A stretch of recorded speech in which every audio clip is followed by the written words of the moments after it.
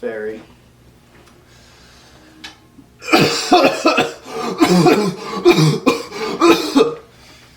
That's the opening. That is. Sergio Leone, or like Sergio Leone. Hello! Moving on. Elijah's here. David's Hello. here. It's the good, the bad, and the ugly. Roll the trailer.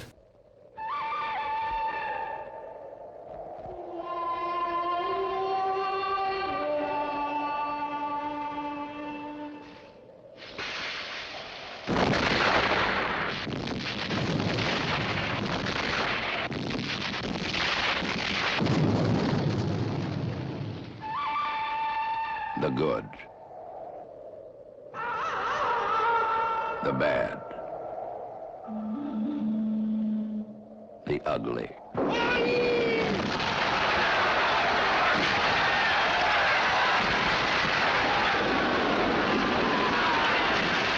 The blue. The gray.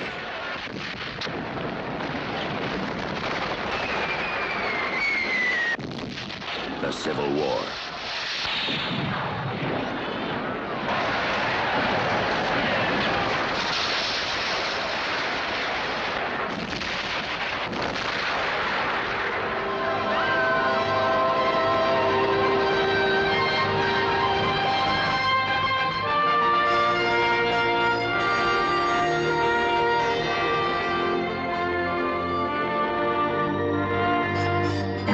The good. The bad. The ugly. The questions.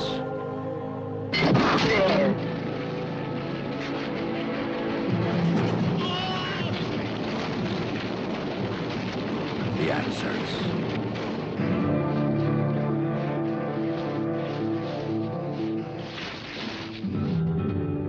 The showdown.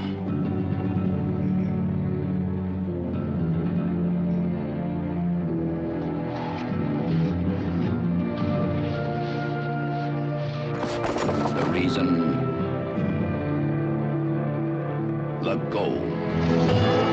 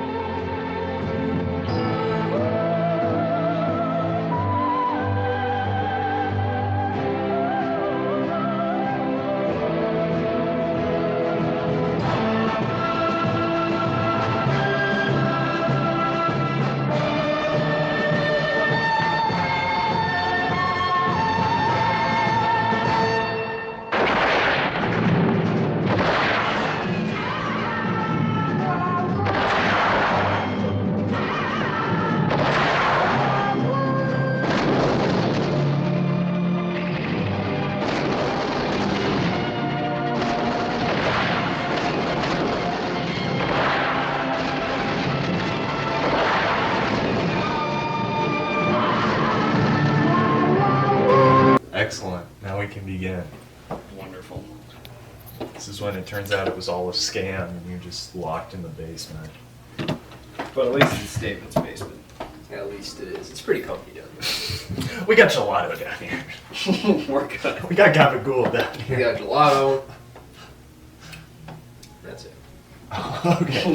That'll do. That'll David do, is that'll eating do. it. And it's only the like pistachio flavor. It's actually black raspberry chocolate chip. Sounds Sounds good. pretty gross, Would you yeah. like? Would you like some? No, I'm good. We'll go to Sonic later. I think it's fair to say, I don't know how you feel, Mr. David. I know how Elijah feels. I know how I feel sometimes. I think it's fair to say Good, the Bad, and the Ugly ranks pretty highly among everyone. Most people. Like, oh, he's gone. I misspoke. Hey, Dylan. What's up? Chaplin's Gold Rush is on right now if you want to watch Well, it. I guess we. I love Chaplin's Gold Rush. It's on. I'm actually not familiar with That's that. in my top 100. What happens in that one again? He's sad. Oh, and then well, he plays with his shoes. I'm pretty sure And then that's he in a eats lot his of shoes. Oh, is that the one where it's It's like the the whole Great film. Depression and he's like really poor? It's yeah, he's a gold miner. Okay. And the house falls off the. I actually haven't seen that one. That's one of the Chaplins I haven't seen. It's a good one.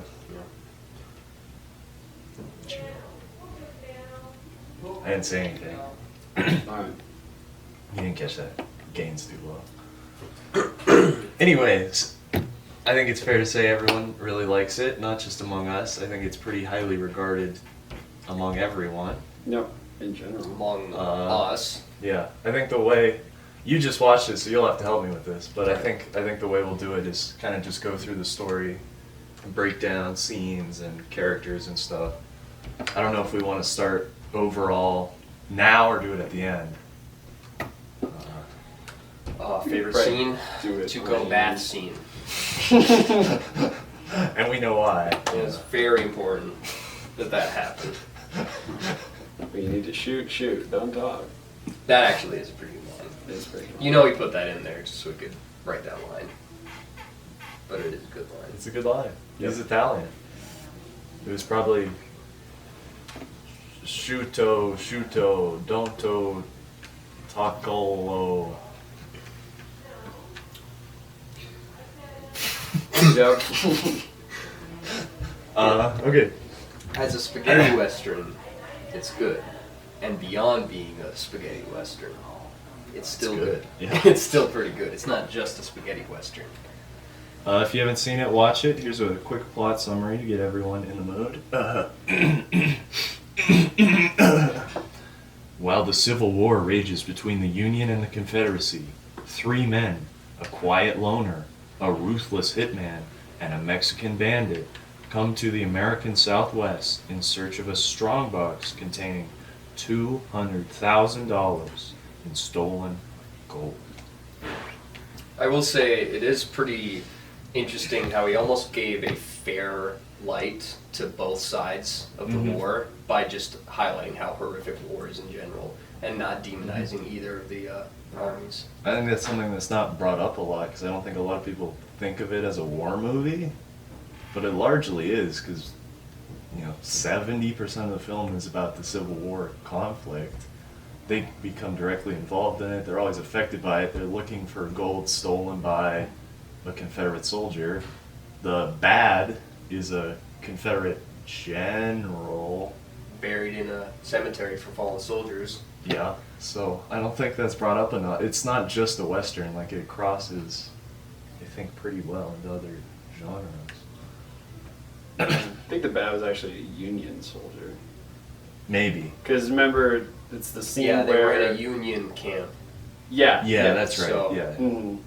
Yeah, but still, like, it is very largely involved, and Right, they have like the very obvious villain, the bad character on the side of the Union, Mhm. and but then they, later have a good commander that they like on the side of the Union as well. So it's Mhm. like everything's kind of just a gray Mhm. area. It's not like there's a good versus evil. It's just Right. it's a mix on all sides of the spectrum. I think it has a great title, too. I know the original Italian title, Il Bruno, which is ugly, is actually in the middle. So it's almost like a spectrum. It goes from good to ugly to bad. Right. So it's more like morally gray, I think, rather than calling a Mexican man ugly. Right, yeah. I think they just mean his character is ugly. Right. I mean, they did read off some of the crimes he was being hanged for Right. in the beginning of the movie, and some of them were like statutory rape. Right. So it's like this guy Yep. could easily could have just as easily been called the bad. Right, he's as bad a guy. And I think they're all Yeah, honestly the as other bad one a is guys. letting Yep. criminals free for money, using them, the good. Right, His yeah. character. And he's only good because he's the one we follow, really. Right. yeah, because he's Clint Eastwood. he's good from our perspective. The person yeah. I watched it with recently actually had a problem with his character. Upon rewatching it, I definitely appreciated Zuko's character more. Yeah. But she had a problem with him because Eastwood because he was like too perfect. Mm. And I actually, not in a moral sense, just like in like- everything he does, he's Yeah, so perfect. He's very skilled. Yeah. And you know what? I actually will agree, but I actually don't have a problem with it because there's a time and a place for characters like that. Yeah. And I certainly. think that's definitely one of them. You know, we can have characters like that in Right. things without it being, too contrived. Right, and it's almost because everyone is so gray, and they're really all of the bad at the end of the day.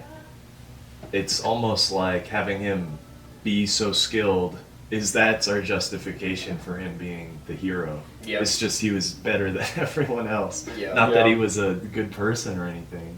He just had a better skill set and got lucky more. Yeah. Yeah, and his character was like more indifferent, I Mhm. think, than like Yeah. I think either one. But like everybody was almost like just in it for the money. I mean, Yeah, it really is just a essentially, story yeah. of greed, Right. and like what that does to people. Like it can lead you, to like kill people that you are working for. It can lead you to betraying your friends and all of that stuff.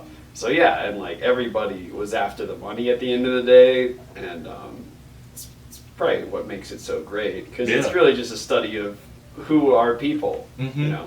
And that's kind of interesting too, because the classic American Western, when you think Searchers or John Wayne or something, it's all about like the frontier and people relations and stuff. And the spaghetti westerns are a lot more intense and violent than classic westerns. And this and the next Leone film are very much satires of the western, which is what's kind of interesting. Is it's all about the money. Like there's the war going on, and they kind of talk about the war. It's a little bit about that, but it's mostly these guys just want some money. Pretty much. Yep. At the end of the day, well, you'll have to help me here. We open up the film, if I remember correctly, with angel eyes, right? Nope. No, No. What does it open with? They introduced You- the ugly first. Yeah, they introduced the ugly first because it's the That's what I two meant, dudes. yeah. They're walking in this town in Right. the middle of nowhere. It's like no dialogue. There's the dogs in the background, and they all burst into this bar. Right. There's a shootout, and then Tuco comes bursting through, and he's got like a turkey leg in one hand, Right, and and a gun they do in the the freeze other. frame with the Yep. drama text. Yeah. That thing. Yeah. Yep, that's how it opens. Which brings us back to the bath scene later, because I'm pretty sure that was one of those guys that he shot that wanted revenge. Yeah, Correct. I believe so. Yeah, Yeah. That is correct. Yes. And But that's before that. That's I think this movie does character introductions very well Mm-hmm. I agree. for setting up like who they are and what they'll do in the story. I wonder 'cause if Tarantino's kind of inspired by that, Well, I or think- more. I think he has said more than once that Good the Bad might be it's either among or it is his favorite movie. Tarantino said that. And I totally understand he does a lot of this stuff. Yeah, he Yeah. does a lot of Poorly. similar characters. Yes. Yeah. Similar characters where it's like kind of just a nihilistic, indifferent world. Yeah. Yep. There's definitely, I think, a through line there. And yeah, all the characters are introduced very well. We get Tuco, and like you said, he's got the drumstick and he looks like a total goofball. Pretty much. He's escaping the guys, but he's not suave at it. He's not good at it. No, but he gets away. But Every he still time. gets away. Yeah.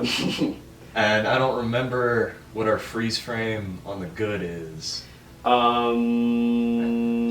I believe it's when he drops Tuco off. I think in the and- desert, right? Yep, He and leaves then he's him. like, Yeah. such ingratitude after all the times I've saved your life, Mhm. and then it shows the good. And that lines him up pretty well. I think it's a funny contrast when it says the good as he drops this guy off in the desert to die. Right? Yeah. Oh, he's so good. And then I think the best introduction is probably for the bad. Yeah. After he shoots the guy who he was working for. Mm-hmm. And his son. Yeah. Yep. Because he's tracking down, I got my notes here, Bill Carson. Mm-hmm. There you go, the Confederate Union soldier. Confederate, Right. I think. I think the introduction to the bad, the actual title card for him coming up, actually pops up after he puts the pillow on the guy who hired Yeah. him to That's find that's him Yeah. that's what I was and saying. shoots him. Yeah. Yeah, because he does kill the dude who he's investigating and his son. So we see him kill 3 people Yeah, before. pretty much. Yeah. Before we. Right. Yeah, know this and is then the bad. it's interesting because we see those, but we don't see Tuco necessarily kill anybody. I mean, We it don't does, see his crimes. We see Right. what they are. Yeah. but not them. Yeah, and then like, yeah, Clint's character doesn't like kill anybody per se, like at the beginning, and he's just like actually freeing Tuco. So it's like, oh wow, it's such a good thing if you're against like capital punishment execution, like kind Right. of thing. But yeah, But then you consider that he's, you know, swindling Right. this whole town. And you're He's just like, dropping a guy oh. off in the desert, Mhm. and Yeah, it you're like, kinda how good is he, slices- right? Yeah. And then from there, oh boy, this is a long movie, and let's see, let's see my notes. Yeah. Jump in here. Let me know. I don't know. well, They strand him in the desert. yeah, well, I mean, there's still more before that, because yeah, you basically have the bad looking for Bill Carson. He's looking for the treasure. Right, and then Tuco is wanted, and so he's trying to escape people like turning him in, Right. either dead or alive. And then the good shows up and like kind of owns everybody by. Now, I guess that is true. He actually does kill 3 people. The other bandits who were trying to take Tuco. Yeah, the good That's actually right, does yeah. kill those guys. And it's Um, interesting. It's the same number for our supposedly bad. good and our Yeah. supposedly bad characters. That is interesting. So, yeah, but then basically they're working together, Mhm. like somehow, and you see it like Right. after it They do it a happens. couple of times. Yep. Their little. Yeah, and then the True. bad kind of gets looped into the story when he's there in the same town, Mhm. and he's, you know, talking to the one lady, and he's like, men with ropes around their necks don't always hang. And he's like, you know, even a filthy beggar like that's got a protecting angel. You know? Right. And then you see Clint on his horse, and it's like, ooh, golden-haired angel watches over Yep. him. I So, know like, this is just yeah. about the good, the bad, and the ugly, but No, we'll rope it all in. okay, it's a fistful of dollars and Yeah. for a few dollars more. Did Sergio like ever confirm that those are all supposed to be like a part of a trilogy, or is it just a sort of an anthology, more like? Because I think character-wise, it's an anthology. It's like one of those, like, loose trilogies. right, because continuity-wise, it doesn't exactly Right. It doesn't make line sense. up. Yeah. I don't. It's not the same character. It's just the same. But by the time, Persona, I know I'm yeah. skipping ahead, but by the time that they're captured in the Union prisoner of war camp, Tuco and the good, Tuco does point out the bad or angelize to the good, and as if you know Mhm. they know him. And when Tuco goes in and gets tortured Right. by the bad, they are giving you the impression that they knew Mhm. each other before. Yeah, and he gives away his piece of information pretty quickly. Yep. Without much hesitation there. Nope. And so yeah, they both kind of get roped into this whole treasure plot. And the rest of the movie, we'll go through the events, but it's mostly just a race to where the treasure is buried. And each person has a different piece of the puzzle, which is why no one can get there right away. Yep. Can't quite remember who has who. The good has the grave it's buried on. Tuco knows the cemetery where it is, I believe. I think he knows the name, Yeah. and then the bad knows the location. Because it's Sad Hill is the cemetery. Yeah. So the bad, and then the ugly. So the ugly knew at first where the cemetery was, Mhm. and then the good is only the guy who knows where it's buried, Yep. like And then which after the torture scene with Tuco confesses what Yeah. cemetery it is, but then when the bad's like, which grave, he's like, I don't know. Yeah. And that's true. And then later they're like, the good's gonna get tortured, at least you think. Mhm. And then the bad's like, nah, it's all good. Like he's like, would you talk? And then the good's like, nah, probably not. And it's like, yeah. So before we get there, how they get this information, they go into the desert. Yeah. So because it's the Tuco, revenge thing. right? Tuco gets dropped off for one last time by the good because he thinks he's not worth much more than $2,000. 2,000. So he Yeah. didn't think he was going to make much more off of him, so he leaves him. But Tuco makes it back, and It's actually has the cool Franken-gun scene where he robs that store clerk and makes his own Yeah, his Franken own gun, yeah. and robs him, and then he meets up with his other trio to get Yeah. revenge on Blondie. Yep, and then Blondie kills all but him. Right. And then he tries to hang him, but then there was a battle in the town. It Yep. destroys the hotel, and then the good supposedly gets away, but then the ugly finds him again. They go out in He the finds desert. him doing the same Right. trick actually with Yeah. another criminal, Pretty and much. and the good asks him, you know, what about him? What about the guy with the rope around his by neck? Shorty. And Tuco says no, and Yeah. he gets hung. Yep, hanged. but then after that, basically Tuco is like, I'm gonna get revenge on Blondie. They go out in the desert, but then, right as he's about to get killed, Tuco's about to kill the good, the Right.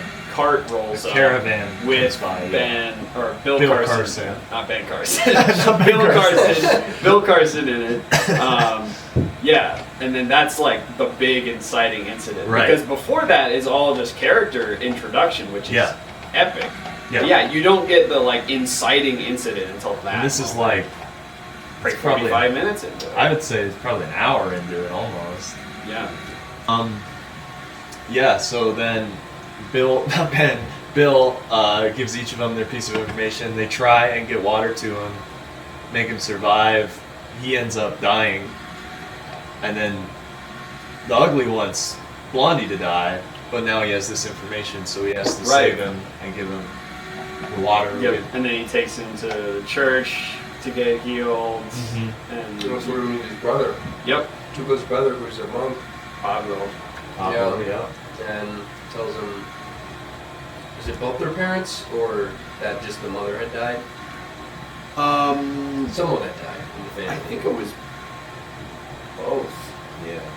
I think it was both, yeah. Well, you know, Tuco gets a rise out of his brother so much that this monk hits him, Mhm. and Tuco punches back harder, Yeah. of course. But you can tell he actually does feel bad about it, because on this recent rewatch of mine, I said that I'd come to appreciate Tuco's character a lot more, because when you're a kid, you just idolize Clint Eastwood. Right. And, Because he's perfect. like Yeah, you said. and I still think there's a place for those characters because of that. But rewatching it as I'm older, I appreciate Tuco's character a lot more, because it is sort of the gray, the morally ambiguous. But he's not. He's almost the anti-hero, because Mhm. there's one of the key components of an anti-hero is a glimmer of humanity, Yeah. and you do see that in Tuco at times, like there where he strikes his brother but feels bad. Mhm. And, yeah. Yeah, and Tuco is not the most skilled character, but there's a argument to be made. He's probably the best, like most good of the group, at least from what we see inside the film. Not talking previous crimes or anything. Right. Well, I think there's the most to work with. Yeah. He's the most gray, Yeah. while the good and the bad are more black and white, even though Clint Eastwood's character is a bit gray himself. Yeah, a little bit. He's just kind of indifferent to the whole thing. Right. Yeah, it's more of a what's in it for me kind of relationship. He's between as all of them. good as you can be, like in that time period, in that setting. Right. That's where he's considered like the good, in sort of Right. Sergio Leone's vision Yeah. of the Wild West. From the wild, yeah. Because there basically are no righteous characters like throughout the whole thing. Right.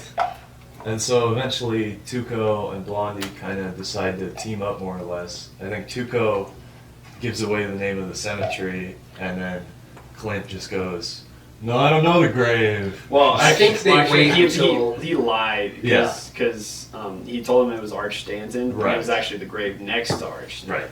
Yeah. But they exchange that information later in the When they're in gonna the blow up movie, the when they're gonna bridge. blow up the, Right. Yep.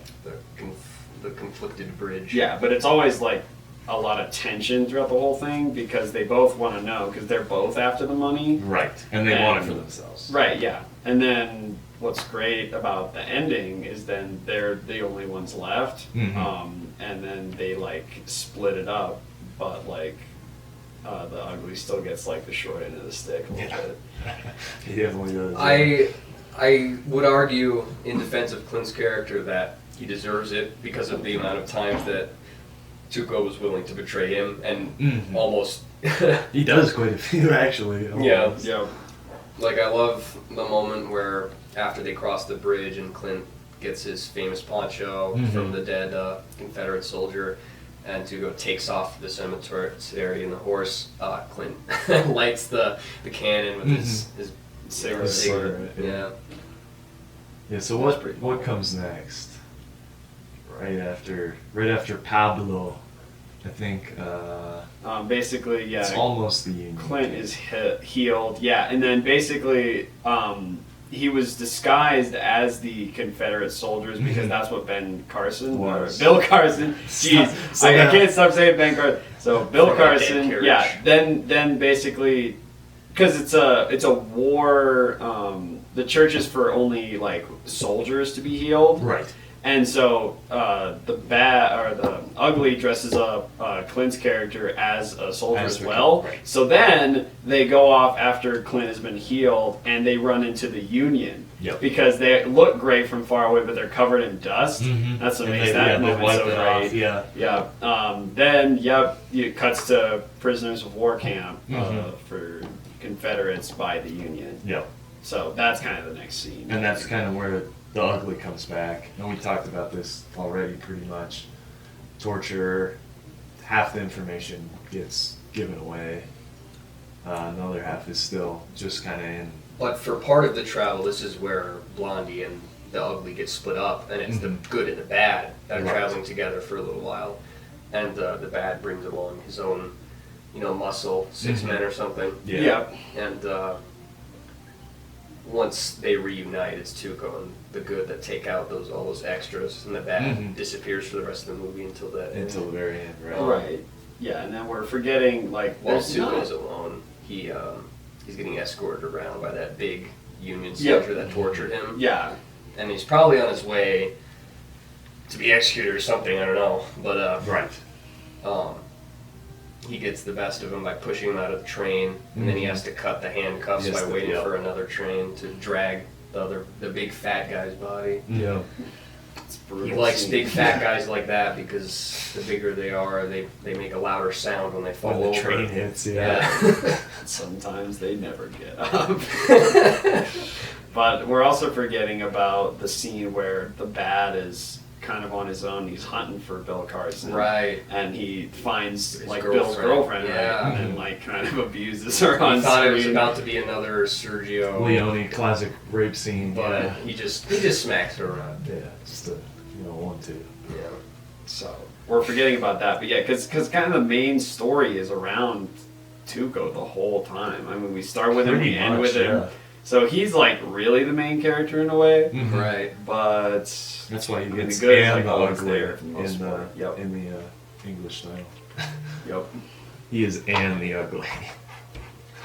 But yeah, Yeah. that scene comes before. Yeah, and then after that, after the torture scenes, they split up, and then the good goes with the bad. The Mhm. ugly goes with the Union soldier guy. Yep. They fight, and then basically, I think Clint kills one of the men that's part of the bad's posse, Yeah. and then That's how they're revealed to us, because Right. they're in the bushes, and it almost, the writing's a little strange there, because it almost suggests like they were about to come out and kill him, but that doesn't make any sense because the bad still needed the name of the grave. Right. So that was a little weird that they just had him. I mean, it was for dramatic effect essentially that he shoots one out in the bushes and the guy Yeah. falls over and he's like, you can reveal them now. Yeah. It's just more the good is really cool. Yeah, exactly. It's just another one of these kind of cool setup moments almost. Right, Yeah. yeah. And then after that, like, they have the shootout with the 5 dudes or whatever that Mhm. left. Well, you're forgetting the most important Tuco Bats. Right, That's the that's how they Bats- reunite because he Right. he Basically, kills the yeah. guy that wanted revenge. Tuco does. Yeah. If you're gonna shoot, shoot. And then Clint finds him and has him put his drawers on and join Yep. him to get the better of the bad again. Yep. Yep. And then the bad disappears. Then they're traveling to the cemetery at that point. But then they get surprised by more Union soldiers. Right. which is kind of funny because like now they're like on their side almost Right, yeah. rather than being prisoners of him. Mhm. Then the whole bridge scene, Right. and after this that is- they get to the cemetery. Yeah, this is where the big, like, Civil War. I mean, the Civil War is throughout the movie, but this is like the big Civil War moment. We meet the. He's not a general. He's like a captain or something. because he insults Tuco for saying you need, if you're gonna enlist, you need to learn rank. Yeah, and that's a really great character because he is very much not on either side of the war. He's Right. almost like we just got to get to the other side of the bridge. It doesn't matter who's over there. He hated the bridge. Uh-huh. He said Yeah. he dreamed of it Yeah. blowing up. Yeah. Because, I mean, it's sort of this tangible representation of all this bloodshed to Right. him, and it is a very real cause of bloodshed for both the armies.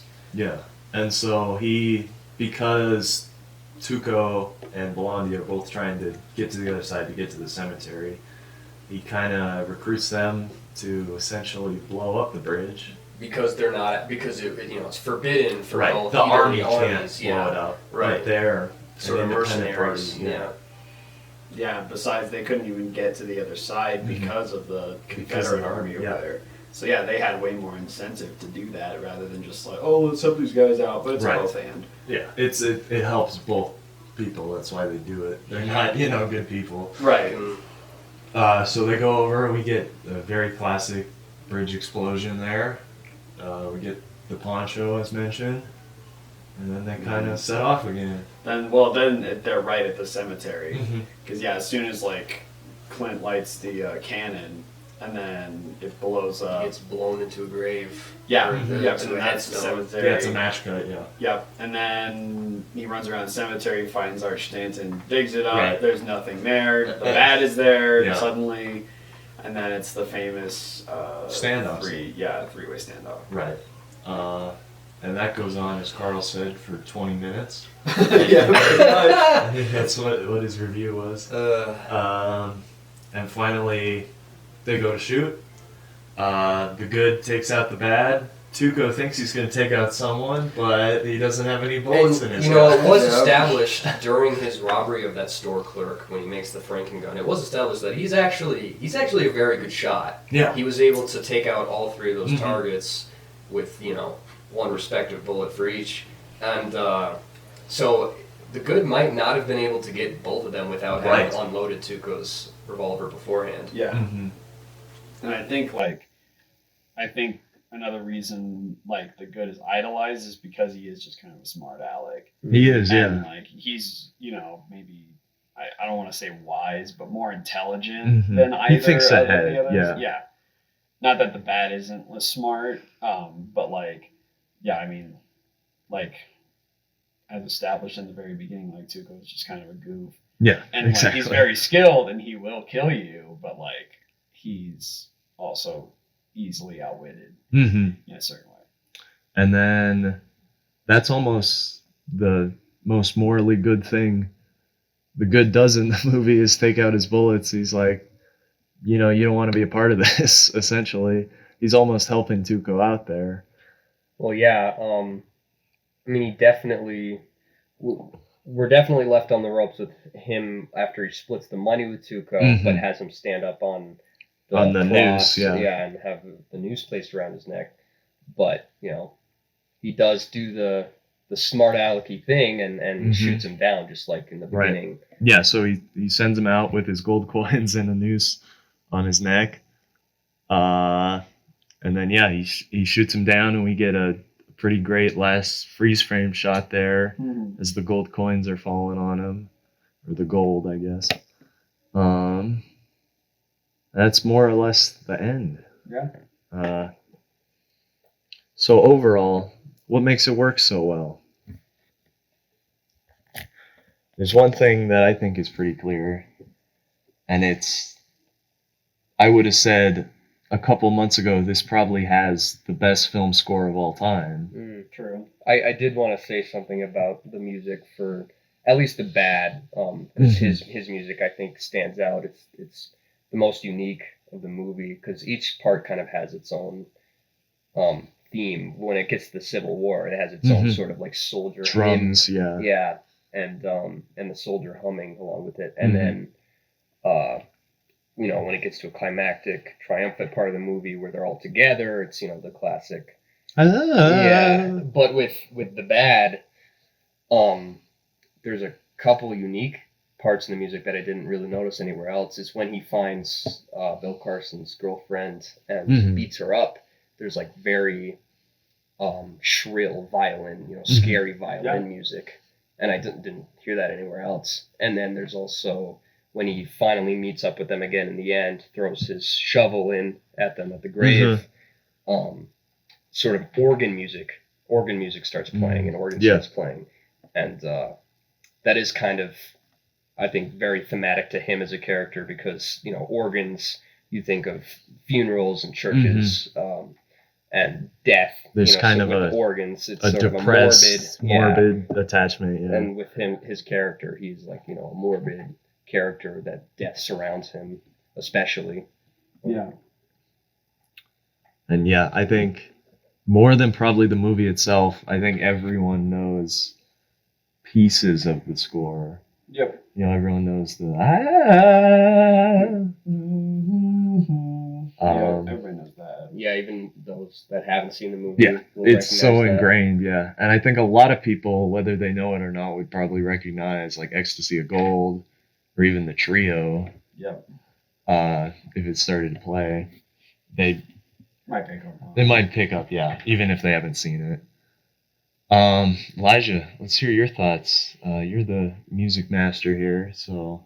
Yeah, I think what's very clear is like the different themes for each character, and it's kind of what going back to what David was saying. Like, yeah, it is very geniusly put together as far as like what scenes are dominated by which character.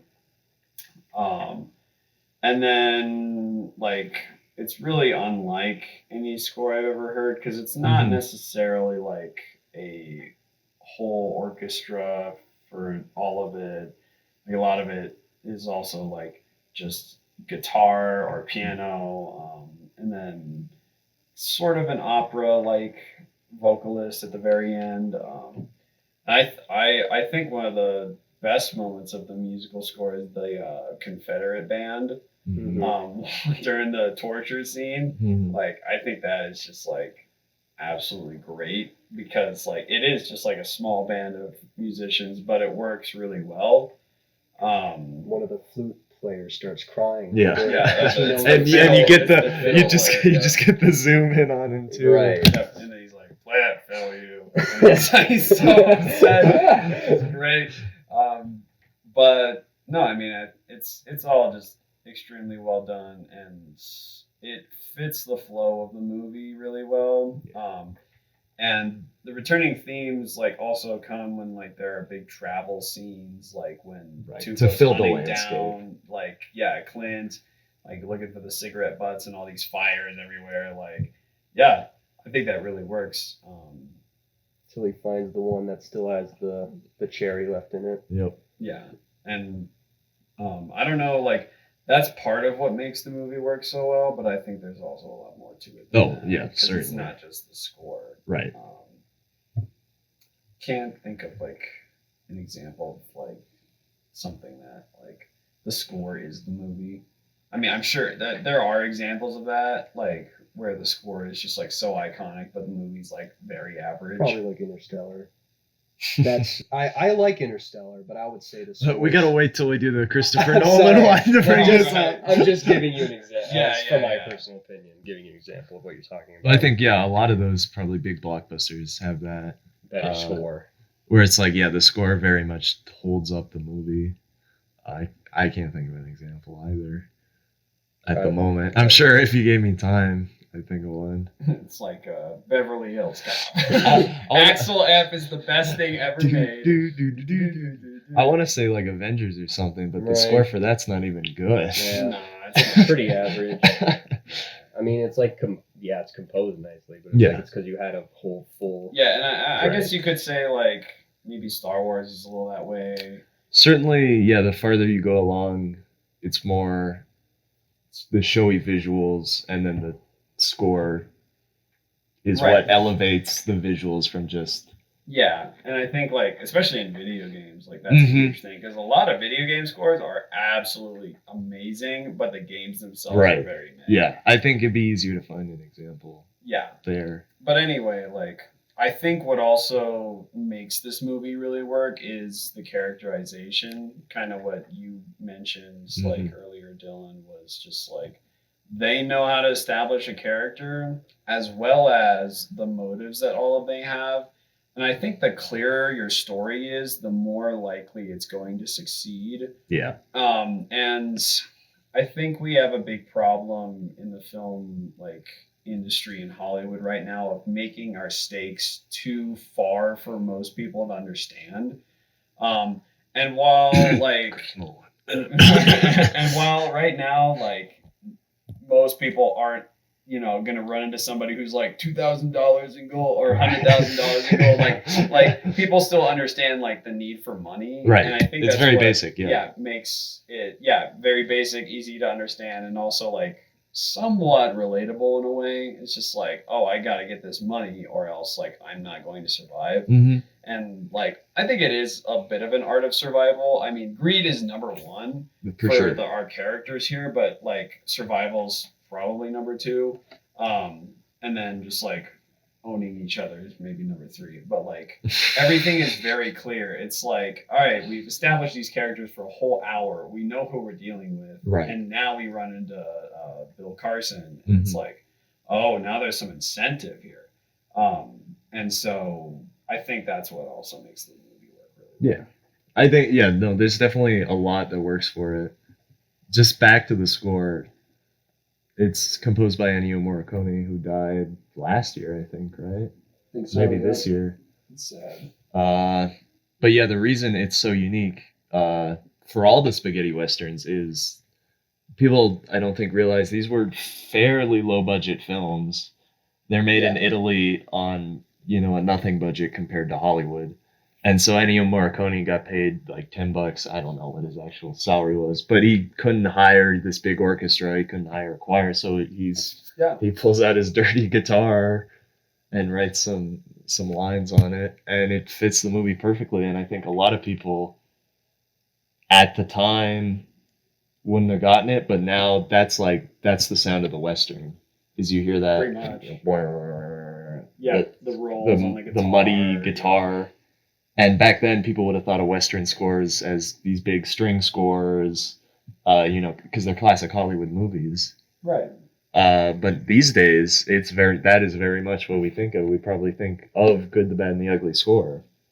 Mm-hmm. I don't see very many other westerns around that time, though, use a choir, but that's just personally. I might be wrong. I think they use more strings. I don't know. Because I think, obviously, when the climax keeps mounting, in the Good, the Bad, and the Ugly, and the original theme keeps mounting with it, the choir becomes more involved. Right, the trio has the da da da da da, and there's the people in the background. Yeah. And like I said a month ago, probably would have said this is probably the best film score. Changed my mind since then. I'm even going to go as far to say that I prefer Once Upon a Time in the West score better than this one, which is a highly controversial pick. Mm-hmm. I also think it might be a better movie. I think it is a better movie. I might like it more as well.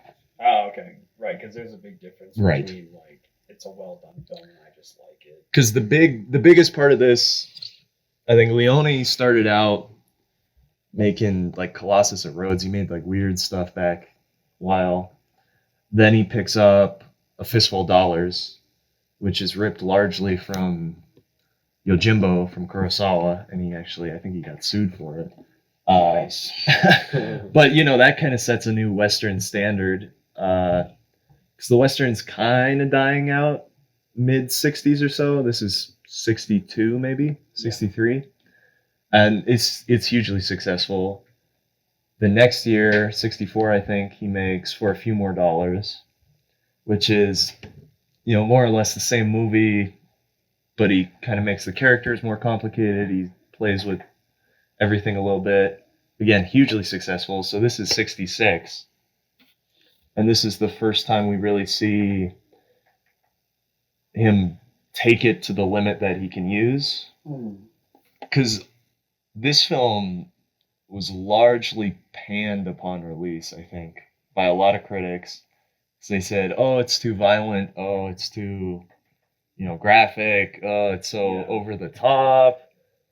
And it's because it's harder to tell in this one, but there is an element of almost Western satire here. He is pointing out what's wrong with the Western. Like, these are not good characters.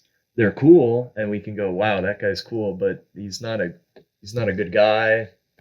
He kind of starts to poke holes in that, and that's what Once Upon a Time in the West is it's just the most satire that it goes. Yeah, and I don't know if like The Good, the Bad is like completely satire. Like It gets there. Yeah, That's why it's people some of complain, it. because they're like, oh, it's bloody, it's over the top. It's like, yeah, that's the point. the point. Yeah, I do agree though, and yeah, like it's not necessarily like the most well done thing Mhm. ever. And like another thing that makes it work is like because of like kind of the silliness behind it and like the one liners that are like kind of goofy. Like they're not Arnold Schwarzenegger Right. goofy, but they're still like something you can laugh at and just be like, this is like almost cheesy, but like it still makes it like just kind of entertaining and something that it's like I want to watch that again Mm-hmm. because it's fun instead of like, oh wow, he really delivered that line with such emotion and I believed him. It's just kind of like, nah, they're just trying to hang each other, like basically. Speaking of cheesy, or I think some people might think the final showdown goes on for too long. Carl? I actually am completely okay with the length that it goes on for. If you're engaged and interested throughout the rest of the movie, by the time you get to that point, it is so climactic that I think it gets away with, Sergio Leone gets away with drawing it out that much and then building that much tension. Because it never, if I'm that engaged for the whole rest of the movie prior, then I don't actually feel the need to like roll my eyes or actually am watching all the close-ups on the hands and the eyes, Hands, and the faces. eyes, I quick think it's- cuts, yeah. I think it's actually kind of it's the peak. It's the peak of him in that movie, of his directing of that movie. And that's why I think you get so much catharsis from that wide shot where the bad just falls backwards, because it's like, that's it, that's the movie. Right. We did it. Yeah, and I think another thing that probably elevates this, because you're saying it's not the best put together, because it was put together for pretty cheap, relatively. Yeah. And I think what does Probably work... all went up into that blowing up that bridge. Yeah, It's probably all the Yeah. funds went into that. the fight scene between the two armies. Yeah, probably. Yeah. I think what holds it up really high, the music is one, I think, that elevates it so much. Yep. And then I think the cinematography is incredibly well done. It is shot, as far as I know, probably on 70 millimeter. I remember when you and I watched it in your basement 6 years ago or something, I went, wow, this looks better than everything that comes out today. Yeah. what, Right. what happened, Like, guys? Purely compositionally and just like, yeah, because and it comes down to like, funding and stuff. Because you give a great cinematographer like a cell phone, he'll make a masterpiece. You give a kid a Red Epic, he Right. can't do anything. Can't right? shoot anything, yeah. So it really depends on who is really behind everything.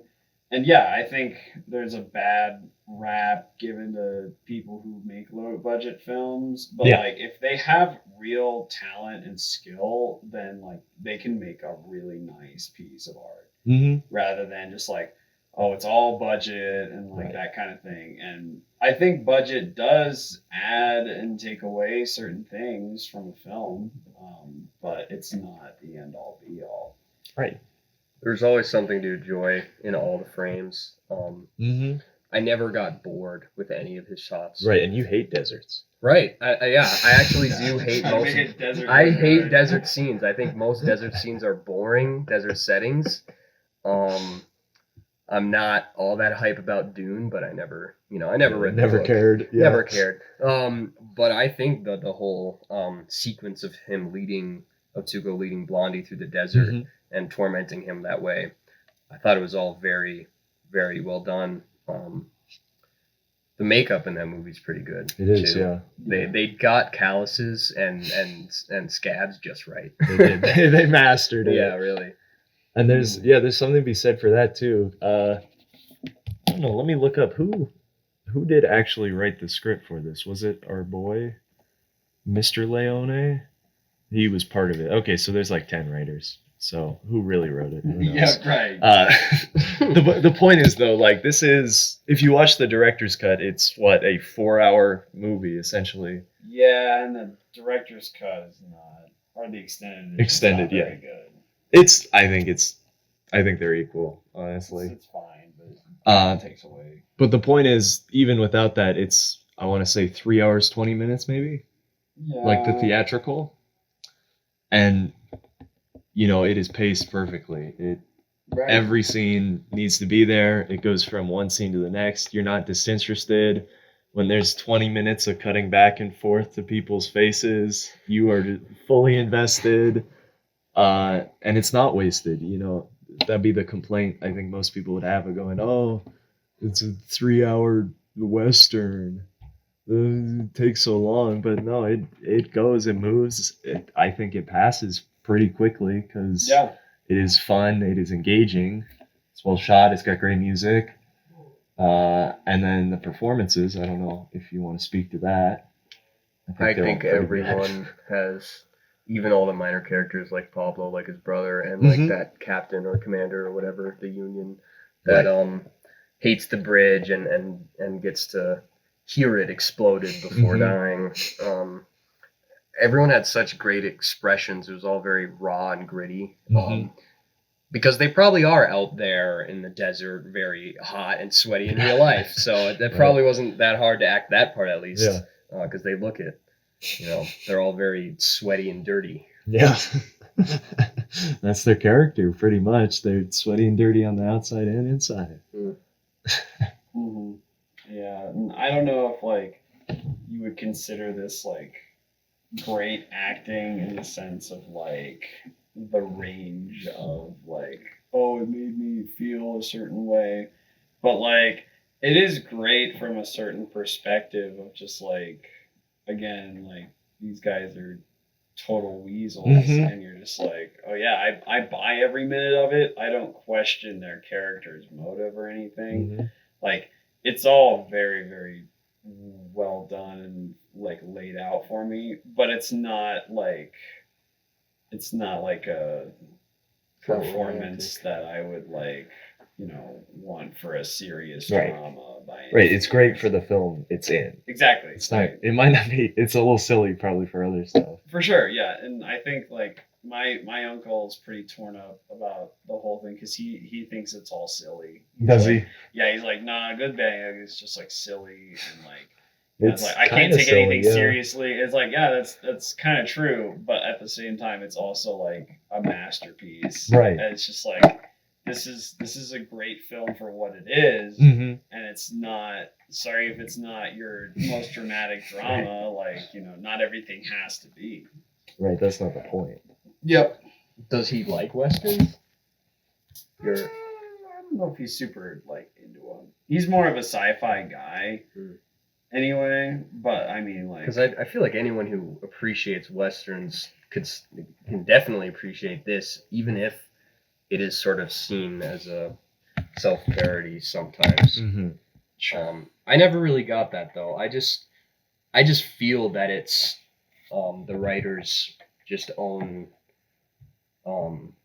interpretation of that world at the time, Mhm. because it would be very dark and gritty and nihilistic, and everyone would just sort of be, it would be the Wild West, and everyone would be looking out for their own and for theirs, and it wouldn't be romantic, or it wouldn't have the perfect ending. Not everyone gets what they want, and even though it does have a pretty cathartic ending, because to sort of again show the nobility, as noble as you can be at the time of the good. He really could have killed Tuco and taken all the money, but he didn't.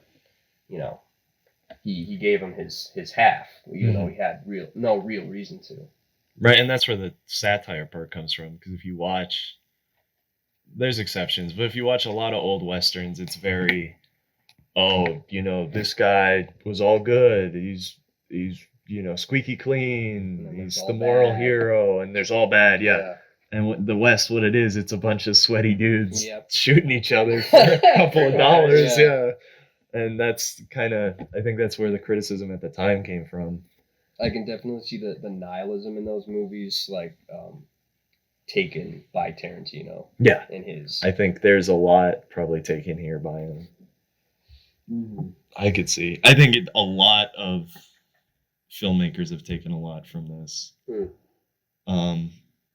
And I could not give you an example at the moment, but think about it a little bit. I really think it's those morally gray gunslinger movies of the modern age, with the two on top, I'd say, being Scorsese and Tarantino. I mean, Scorsese has been around for a while, but he still makes modern movies, or has made modern movies, and they're still pretty good. Yeah. So, and they all have that. His mobster movies and Tarantino's movies, they have that sort of that tone, and those characters, of that violence and that and that sin. And honestly, that's a really good example, because Goodfellas almost is a satirical take on the gangster movie as this is for the Western, because it's like, it's what Leone tried to do with Once Upon a Time in America. Maybe succeeded, depending on who you ask. I haven't seen that, actually. But it's like, these are gangsters. They're not people you should be idolizing on the screen. These are people that walk into innocent people's houses and gun them down for like $10. But it's still entertaining somehow. Right. The way they portray it is still entertaining. Exactly, yeah. And that's what The Sopranos does too. Yeah. 9 episodes left. Gabagool. I make it a pizza. Elijah, other thoughts? Closing arguments. I got some funny stuff to pull up afterwards once you pull your thoughts in. Yeah, I mean, I've always loved it. My dad's like a huge fan of it, and so I've seen it probably like 10 times at this point. But you got a poster of it in your basement. Yeah, pretty much. Next Ferris Bueller.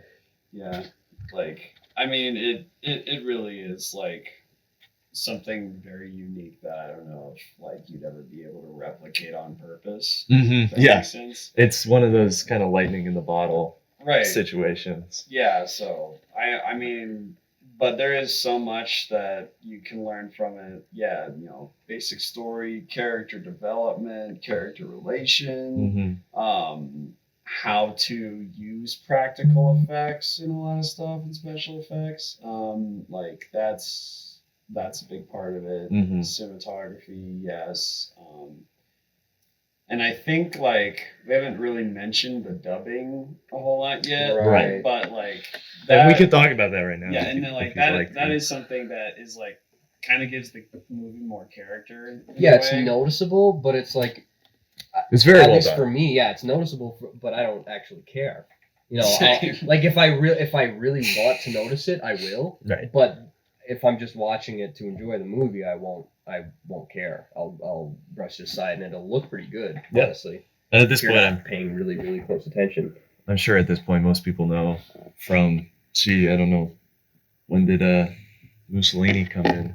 Probably from about 40 to late 80s, all Italian films were recorded, no audio, or they recorded audio, dumped it, and then they would dub it in a bunch of different languages just for like distribution brevity's sake. And that's what you're gonna do from now on. Yeah, I 100%, and that's one of the things that Leone I think really takes into consideration because he was pretty well known for.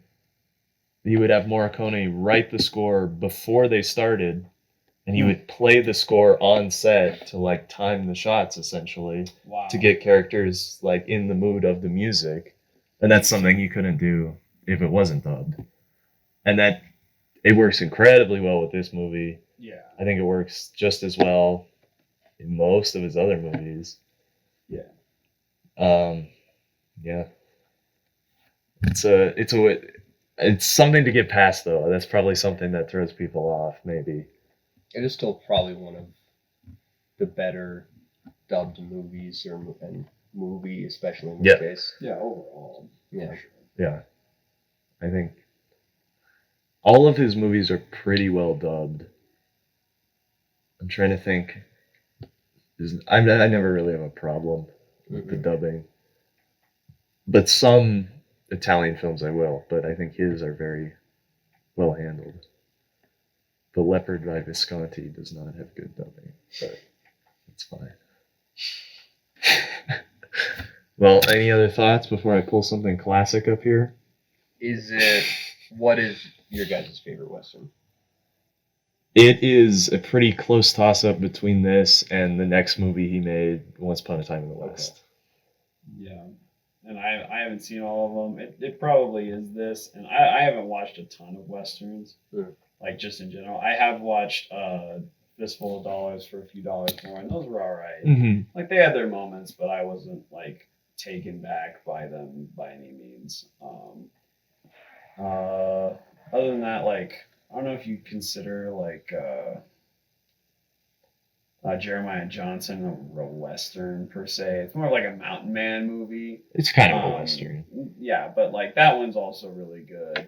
And I enjoy that.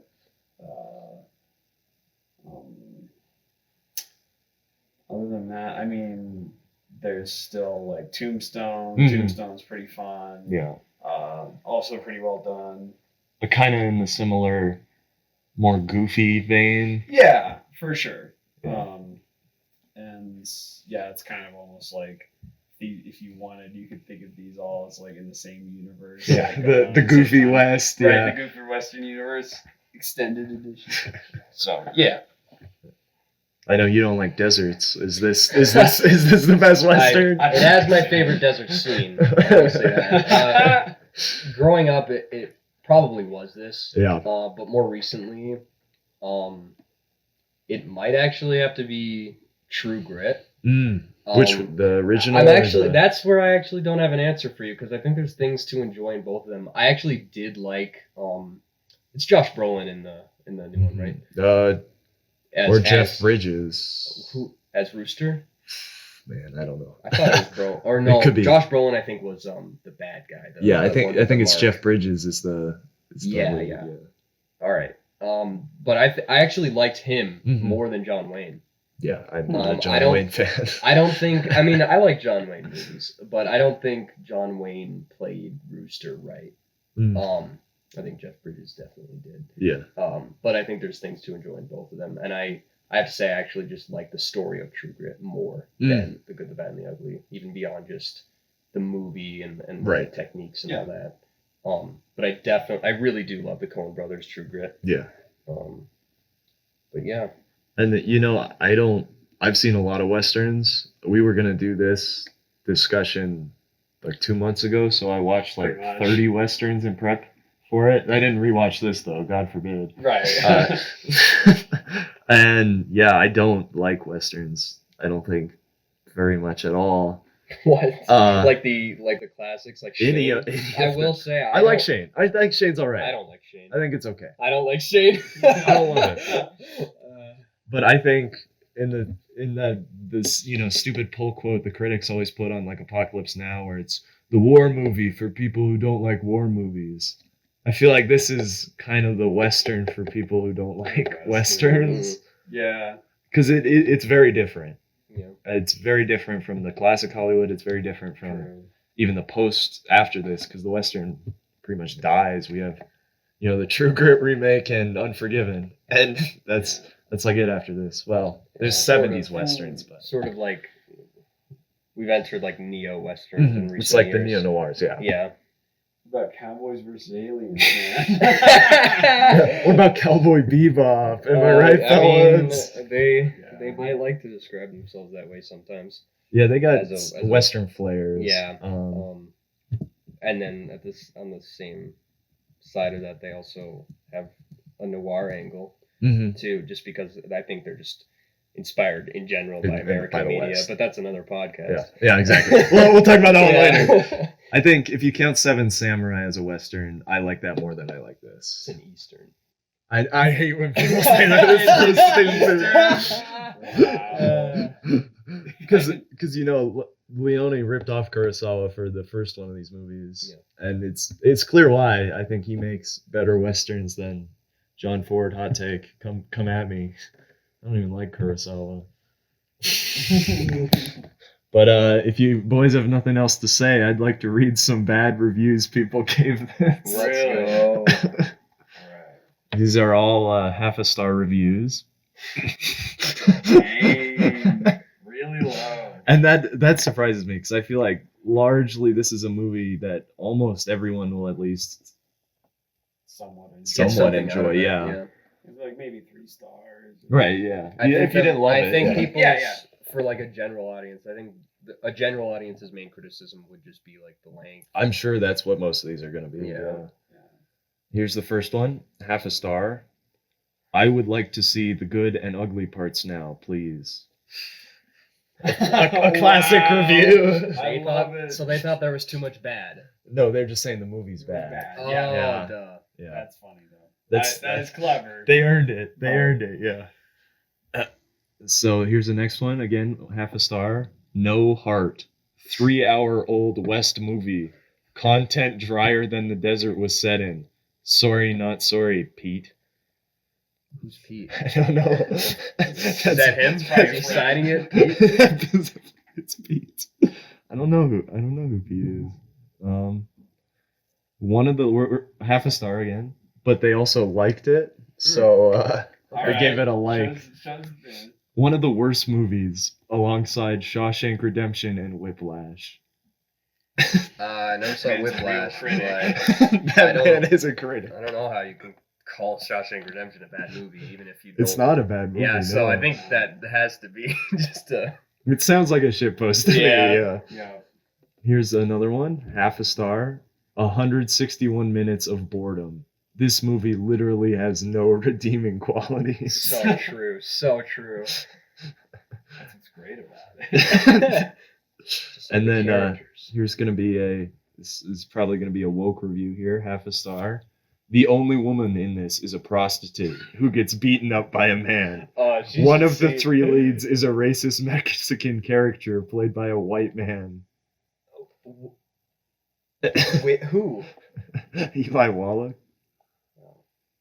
Yep. Well, she should see Leone's other movies. Yeah, probably would not enjoy that. I'm assuming No. that she. And then I'm gonna go off on this whole long one. Here we go. This is the last half a star, so we've made it through. The first 10 minutes are like Undertaker entrance into WrestleMania. They start as something iconic. They go to, okay, you can just go please, bored, and even just weird. The rest is 40 minutes I saw. Wow! You have no idea. They were like XD. The slowest film I've ever seen in my life. I literally jumped to the end, and it's not as if the first 10 minutes had been enough. I do not understand. 3 hours of a movie like this should be masochism. And the sound is great too. If you turn the volume on 0.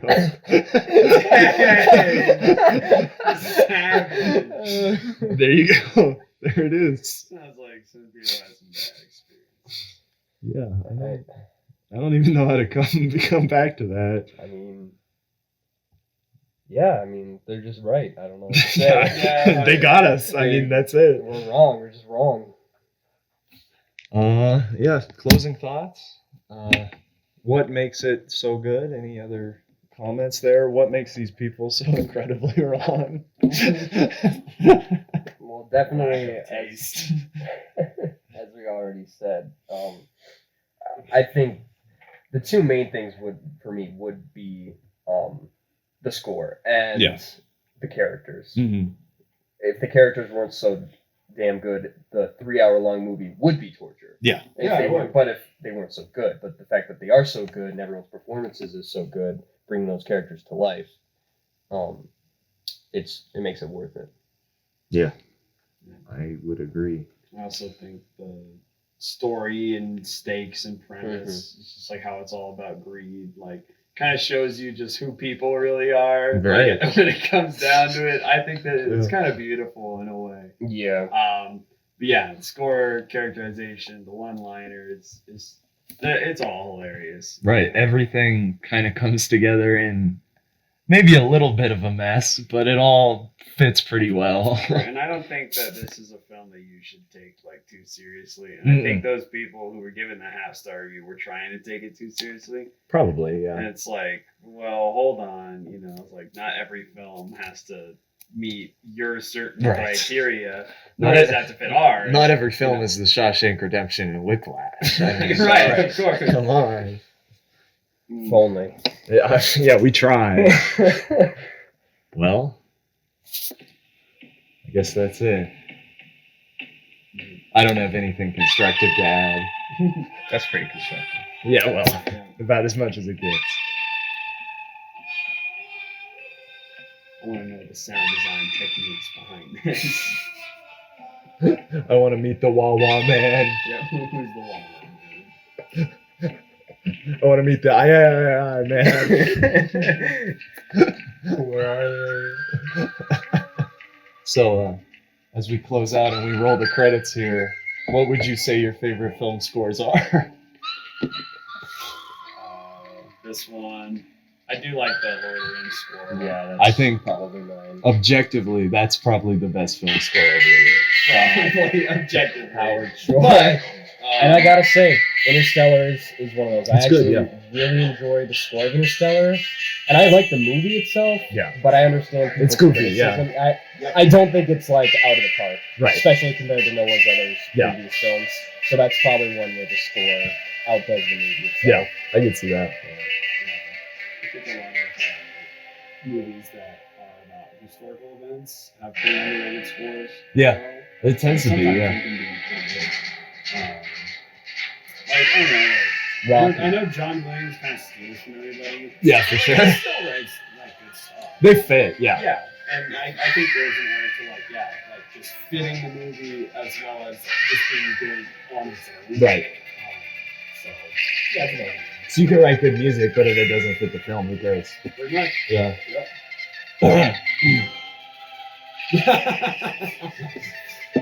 Uh-oh. I'm in trouble. David's back from the score a lot. David's Back from the Dead probably has That's the probably best score. the best score of all time. That fits the movie so well. It's when dissonance comes on and the credits start playing. Where's that director through critique? Where's that Where's director through the critic director channel? for podcast? Or the crisp score that wasn't written by him. Yeah. The Chris score that is definitely just a Penderecki piece. Oh no. Just vibing. I just need to listen to those scores. Yeah, I guess. My favorite's And this is a video game, but I think Martin O'Donnell does great on the Halo series. yeah, he does. I think Mishima has the best score. What can you say? Yeah. That, Once Upon a Time in the West, Mhm. Koyana Stotzi. These are all just Philip Platt. Don't worry about it. Right. And then probably, Lord of the Rings. And I'd probably throw Star Wars on there, as cliche as it is. What? Sir, please, put the knife down! Tony Stark was able to build this in a cave. Tune in next time when we talk about something else. Maybe Lord of the Rings. Maybe all of Christopher Nolan's movies. Who knows? Maybe David and I will just talk about Cowboy Bebop. We'll see. Who knows? Possession. Possession, yeah. The bitch. We're gonna watch it in 10 minutes. We'll be back. after the break. We're back for We more. already did a podcast on this. Yeah, we show, right? did. Yeah, it's gone now. I've deleted Nice. that. Good, redo it. The Sonic and the Vivitch. Sonic Vivitch, yeah, that's how it goes. I heard good things about Sonic. The restaurant? The Sonic the Hedgehog movie? Yeah. Oh, you mean the. Oh, okay. I'm in movie mode right now. Not restaurant mode. Wendy's the movie. Wendy's, McDonald's. Talking We'll talk about the Frosty Cheeto next time. Yeah, we're gonna review the Frosty Disappointment. Cheeto. Yeah. Well, I think that's it. Good work, everyone. David will now eat the microphone. Lick it. I want to meet whoever played this comic. He's probably dead. It's probably a He's dead. big, It's John sweaty. Zord. It was a big, sweaty Italian man. He's the Seriously, guy like who I played can the see it. general. Batman. It's so good though. It really is. Yeah, but it's no the Shire theme, am I right? It's no Howard Shore. Howard Shore, more like Howard is Shore. More like Howard Boar, because it's boring. 1 star, 1/2 star. Half a star. Yeah, we'll leave that on the Lord of the Rings. The volume is good if it's all the way down. It's all the way down. It's a good movie if you're not looking at it. Oh, I forgot this. Taxi Driver, probably one of my favorite scores Oh too. yeah, seriously. Yeah. Even though it's like basically just the same 2 songs. It's just the same two songs. Also, Beverly Hills Cop. Beverly Hills Cop, Because yeah, yeah. Axel F is the best Of course, thing yeah, ever yeah, written. yeah. I really hope because you weren't leaning. How well can this mic fix? It picks him up, yeah. Okay. Yeah, as long as you said it to Omni. Mhm. Okay. So, yep, we're good. If you did set it to Omni, I'm probably not there. I always have opinions on Lord of the Rings, so So whenever you let's have, do whenever it. you do that, I know. Let's go. Well, yeah, exactly. Let's rewatch them all. Right now, let's go. On times 4 speed. We'll get Only a take us duel. 4 hours. We'll Yeah. get a duel here. We'll just get fucking 3 TV screens and play all 3 of them at the same time. I remember one time, my dad and I were watching Fellowship, and my mom left, and we turned on 2 Towers, and she came back like 6 hours later. And we're like, yeah, it's still Fellowship. Man. It's still going. It's so good. Are you still recording? Yeah. Oh, nice. This is where I put my credits. Oh, nice. All my fake No, credits. I was about to say something horrible. I guess I was about to drop every racial slur. Rachel Slur. However, is this Miss Slurs? Rachel Slur? It's the showdown. Pop, pop, pop.